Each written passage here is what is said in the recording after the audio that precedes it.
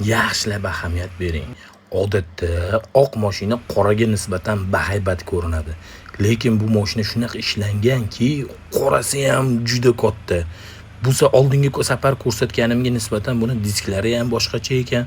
Mana orqa farasini bitta ahamiyat beringlar. Avtobiografini g'irt o'zi. Palisade Santa Fe'dan boshqa mashinalardan yaxshi tarafi shundaki, 3 qator bo'lishidan qat'iy nazar, orqada bagajda ham katta joy bo'ladi. Mana ko'rishinglar mumkin. Hozirgi eng trendda bo'layotgan ranglardan saloni.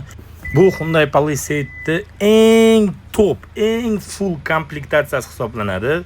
Salondagi ham navorotlar hozirgi zamonaviy avtomobillarda nima bo'lishi mumkin, bo'lish kerak bo'lsa, absolutno hammasi bor. Даже o'rtadagi bar tepaga ko'tarilib, o'rtaga дополнительный sidena vazifasini bajaradi.